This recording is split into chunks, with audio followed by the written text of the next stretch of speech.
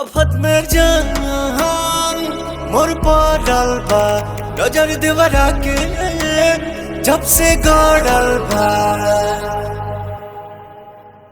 आके बहारा से एके समझाई, आके बहारा से एके समझाई, देवरा निहारे छतिया आके आधी आधी रतिया।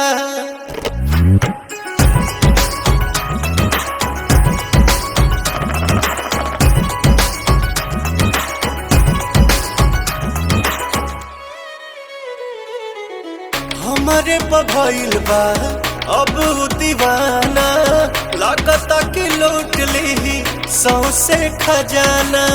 कमर से बानी कमर जोर राजा, लागता कि छान दी गोर राजा। हमरा दर्द के चलता दवाई, हमरा दर्द के चलता दवाई। कैल चाहे चुमा चटिया आके आधी आधी रतिया।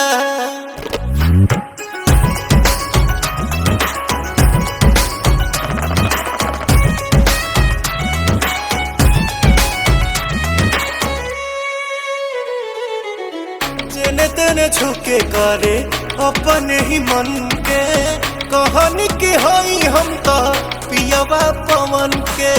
मन लेना बहुत दाम राजा, करेला घाट हर दाम राजा। प्रियांशु करी कौन उपाय, प्रियांशु करी कौन उपाय। कति सारा इज्जत मटिया पाके आधी आधी